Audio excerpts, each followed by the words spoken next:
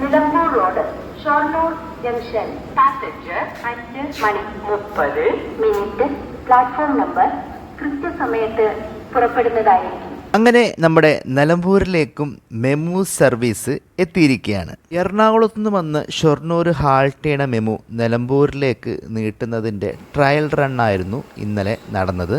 രാത്രി 8:15 ഷൊർണൂരിൽ നിന്നും നിലമ്പൂരിലേക്ക് പുറപ്പെടുന്ന പാസഞ്ചർ ട്രെയിന് പകരമായിട്ടാണ് 66-320 എന്ന നമ്പറിലുള്ള മെമു സർവീസ് 15-ാം തീയതി ശനിയാഴ്ച നിലമ്പൂരിലേക്ക് പുറപ്പെട്ടു. ഇന്ന് 16 ഞായറാഴ്ച രാവിലെ 5:30 പാസഞ്ചർ ട്രെയിന് പകരമായിട്ട് മെമു ആണ് ഇന്ന് സർവീസ് നടത്തിയിട്ടുള്ളത്. റെയിൽവേയുടെ പരിഗണനയിലുള്ള നിലമ്പൂരിൽ നിന്നും എറണാകുളത്തേക്ക് തുടങ്ങാൻ ഉദ്ദേശിക്കുന്ന മെമു സർവീസിൻ്റെ ഭാഗമായിട്ടാണ് ഓരോ സ്റ്റോപ്പിലും നിർത്തി ആളെ ഇറങ്ങാനും കയറുവാനുള്ള സമയം നിശ്ചയിക്കുന്നതിൻ്റെ ഭാഗമായിട്ട് ഇന്നലെ ട്രയൽ റണ്ണ് നിലമ്പൂരിലേക്ക് നടത്തിയിട്ടുള്ളത്.